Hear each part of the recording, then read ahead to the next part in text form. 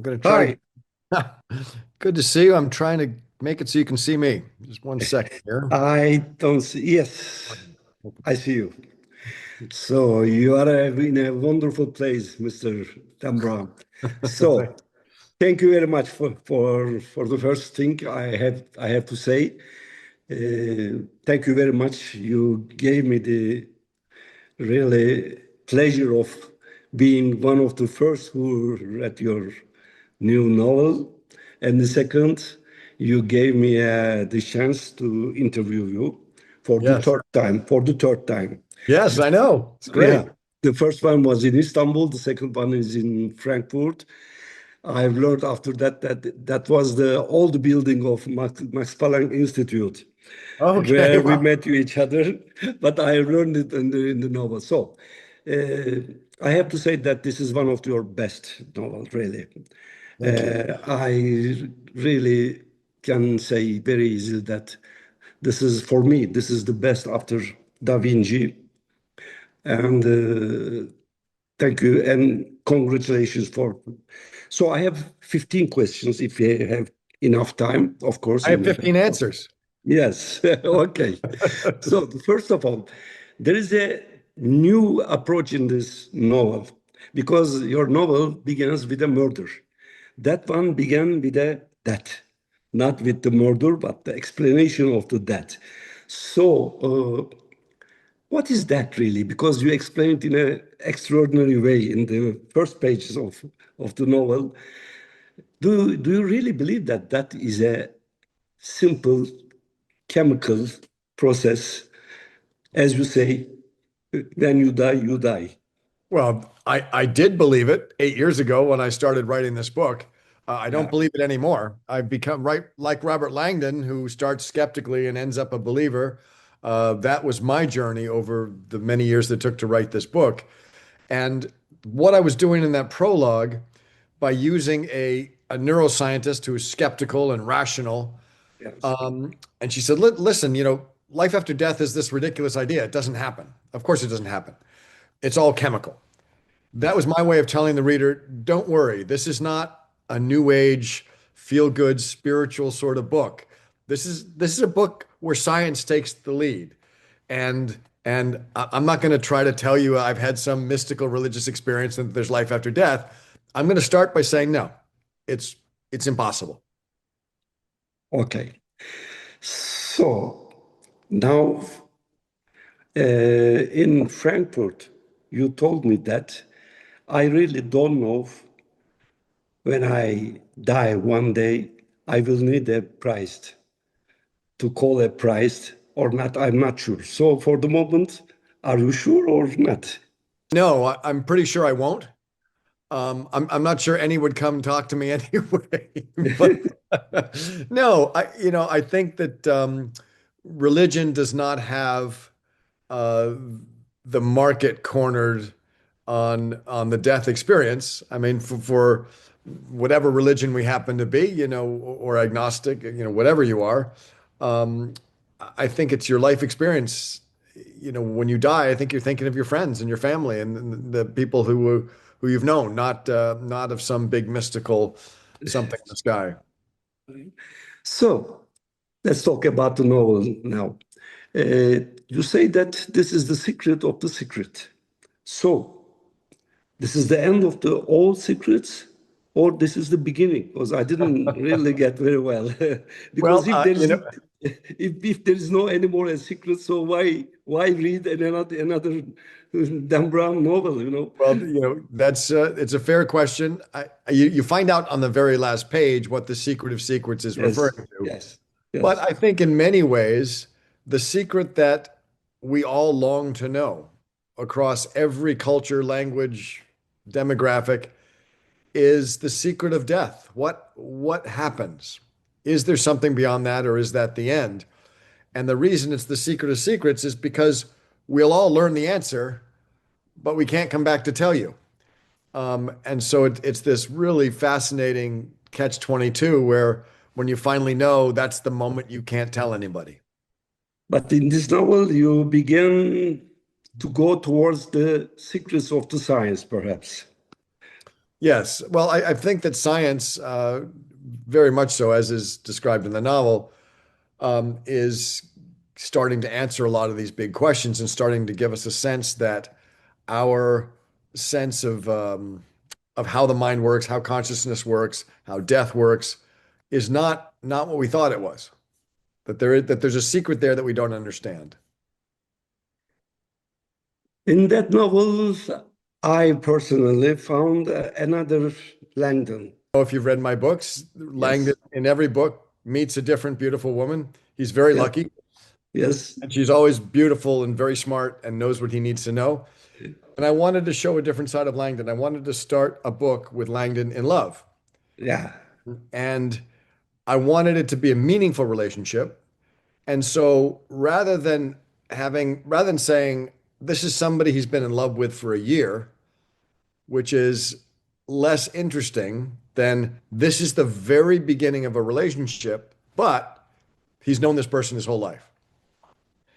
And that is suddenly interesting. When friends become lovers, that's this what we have all this familiarity, but now there's this added level of romance. It's just a fascinating moment. yeah, It was fun to watch. yeah. This is a very interesting, and I love that Langdon, you know. So, Silas and Golem. It seems that they are very similar or not. No, I don't think they're similar because the Silas receives his Right. orders. Yes. Either way, Silas receives his orders um, and follows blindly.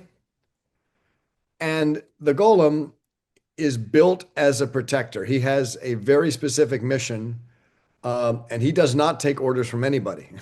When he's turned on, when in the legend, when this creature comes to life, he actually goes out of control because he's so intent on doing what he wants to do, which is to protect. The reason I chose the golem, two reasons really, or three reasons. One was to talk about the history of Prague and the history of the Jewish people in Prague.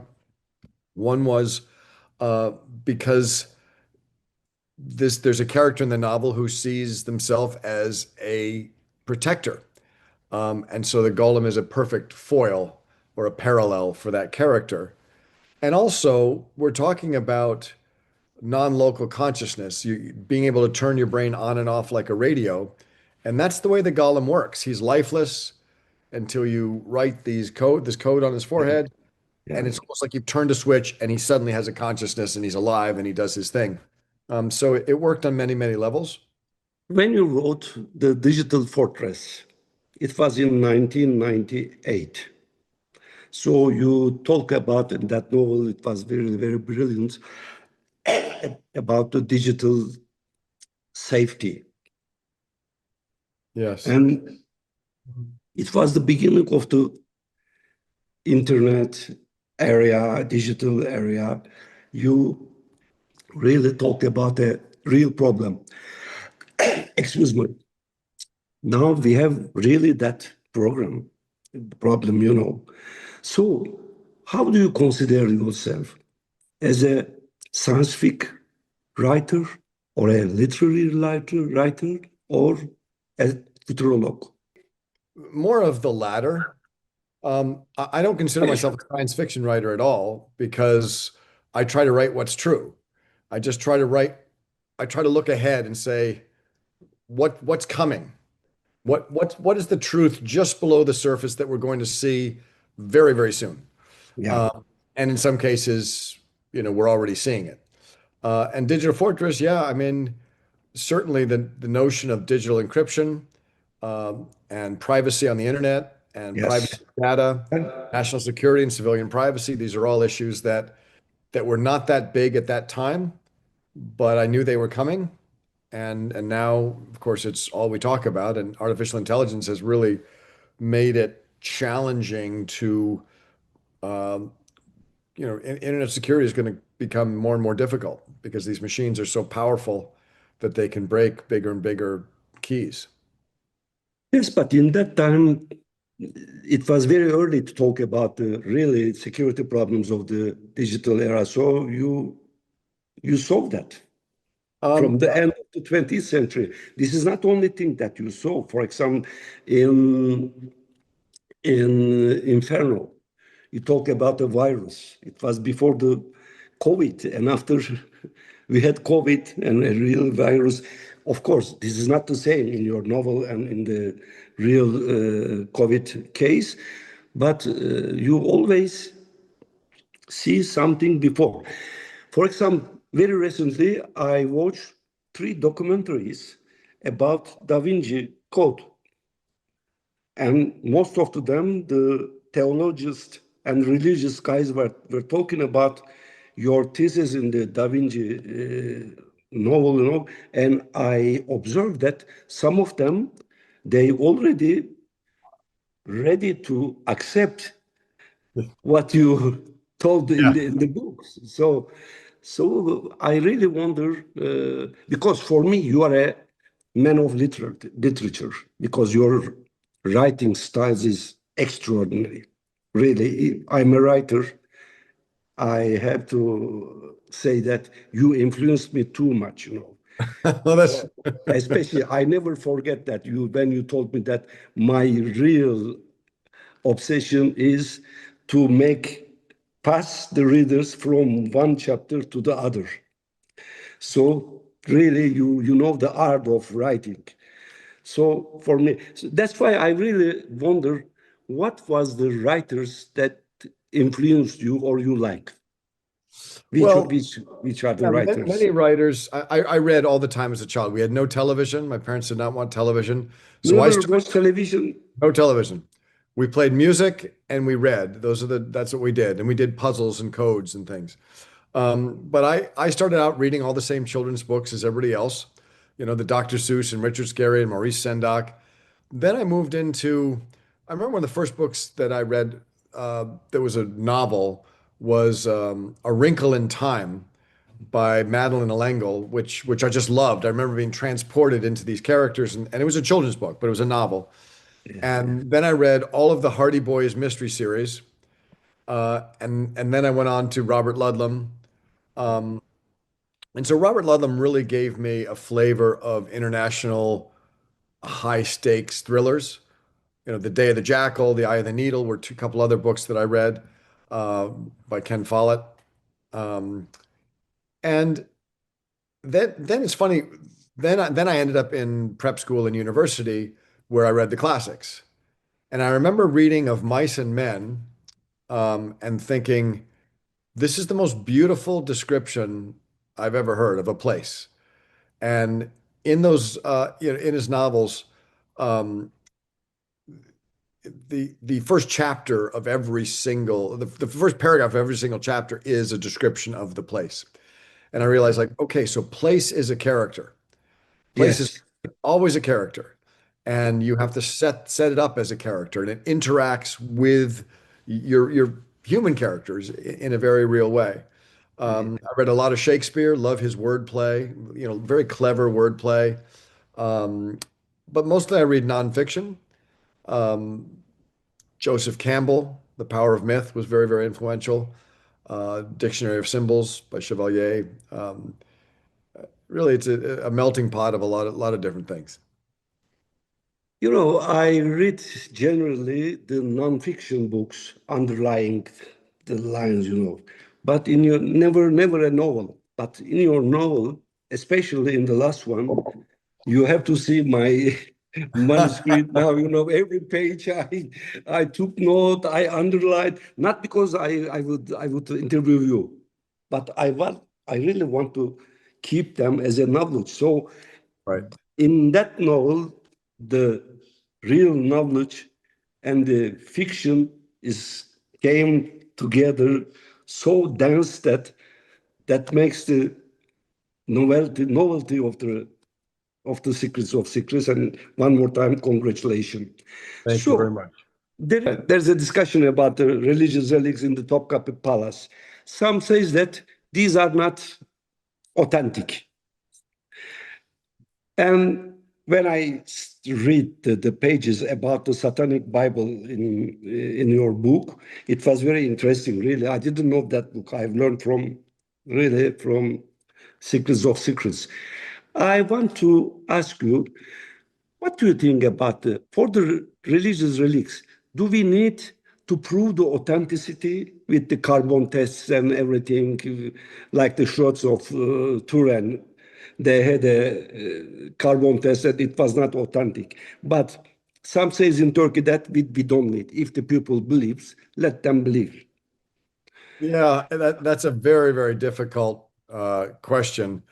I tend to think that if people believe, you let them believe because a physical object only has value if we give it value.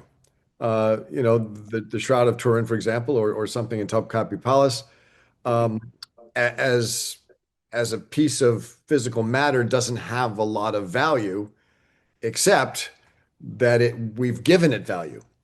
And so if you're going to give an object value and if it inspires people, um, and you can't be sure, I think you just have to be honest. Say, we're not sure. This is what we think it is.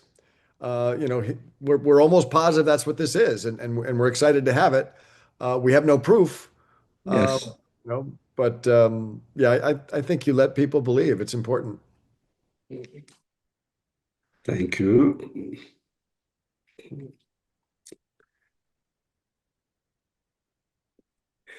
So, for your book, you need a research team, I'm sure. How many people works for a Dan Brown novel? One, Really? it's just me. Um, I've never had a research team. And the reason is that if you have a research team, you never have fortunate mistakes. And a fortunate mistake means, for example, I went to Sagrada Familia Cathedral to research the tomb of Gaudi, and I could have sent somebody there to get me the information, get me pictures and all that, but I would never have stumbled into a staircase that I didn't know was there and realized this is a very dramatic place for the villain to die. Um, and so usually, and I would say about half the time, I'll go looking for one piece of information and find two or three other pieces of information that only I know I'm going to use. My assistants would not know I'm going to use it. They'd ignore it. They'd say, well, he asked for the tomb of Gaudi. Um, so, and also, I believe that because I'm writing often about the locations. You have to be there in person and hear what it sounds like and smell what it smells like and really get a sense for what it is to be in that space. And so I do it myself. Now I have an editor at Random House, Jason Kaufman, Yeah. who actually plays a role in the novel as Jonas Falkman, but he's my first reader, my first and only reader. And he really understands what it is I'm trying to do in these books. And we work very closely together. And then when we're finished, there's a whole army of fact checkers, proofreaders, copy editors, lawyers, like everybody you could imagine goes into the manuscript and tries to tear it apart to find anything that's not accurate or not true or that's a mistake somehow. And by the time we're done, I really am very, very confident that what I'm presenting is very, very accurate. You explained very well your editor in the book also. He's But I funny. want so you have a really great energy, I see you because and you don't change. The last time it was before COVID, no, yes, Yeah. uh, Yeah. before COVID, and you look really great. Oh, So that's nice of you to say. I'm sure it's just trick photography. I have some fancy camera that's supposed to make me look good. I mean, if I should say, I'm pretty tired. That's yeah, right. yeah, no, no, no, you look really great. That's right. So, for example, for a book like that, how many interviews do you give Oh boy. generally? Well, I'll tell you this. I'll give you an idea of the scale. This Yes, book is coming out in 56 languages. yes, I have signed 42,000 title pages. Took 3 months. 3 months. 42,000 signatures. I have given, if you think about it, I'm giving two interviews to Turkey, and there's 50 other countries. So Yes, you can do the math. And then in the US, I've given, I don't know, Yeah. 15, 20 interviews just in the US, probably another 10 in the UK. Uh, Yes. so it's a it's a different kind of the job. And it's funny when you're a writer, especially when you spend this long on a book, because I just spent 8 years alone in the dark, you know, working on this book all alone. And all of a sudden it's done. And the publisher says, get dressed. They put a light in your face and they say, go be interesting. Go be friendly, go be nice. And you're like, I'm not even sure I remember how to interact with other people. So um the all of these interviews, I think they're getting better. I'm starting to sort of come out of hibernation. So you told me that in the beginning of the interview that the places are the characters for you. Yes. The cities also are the characters because you explain such a way that every time I have really, I want to go there. For example, Prague. I went several times to Prague, but I discovered another Prague now, so I have Right. to go. And so, what is the next city? Well, do you have children? Yeah, Okay. I would like you to Disneyland. imagine your wife has just given birth, you're in the hospital, you're Yes, sitting beside her bed, she's holding her newborn. yes, You say, "What are we going to name the next child after this one?" yes. That's not a good question. It's too soon. It's too soon. Yeah. It's too soon. I don't know. I have ideas, but I really have been so busy making sure. I'm very, very proud of this book. I feel that it deserves a good launch. I hope a lot of people enjoy it, and so I'm really focusing on doing everything I can do to help this book. And there will come a point when I've done everything I can do, and now I look at the next book. Um, but that's not today. It's a really, really very nice book, Thank and you. I really sincerely believe that this is one of the best, perhaps the best after for me, after Da Thank you. Vinci. That means a lot coming from a writer like you. Thank you. Mr. Brown, my questions, nearly all these, and that's enough for me. And I see that you have some many others interview, and I already knew you very well because this is the third time. I thank you one more time. Really, you were always very sympathetic for me, and in my career to have the interview with you. That was a big chance. And I wish you a big success. I wait some other books from you because I'm one of your fans in the world. And remember, in Turkey, you have a big, and really, I think I'm the biggest fan in Turkey. Well, And thank you. I'm 78 years old, so it means that probably 10 more years I can wait for the books. That is funny. Well, Okay. thank you. It's wonderful to see you again. And when I come to Turkey next, I will have my friends at Altın Kitaplar find you. Yes. I look forward to it. Okay. So Thank you until, very much. Have thank a you. good day. Thank you.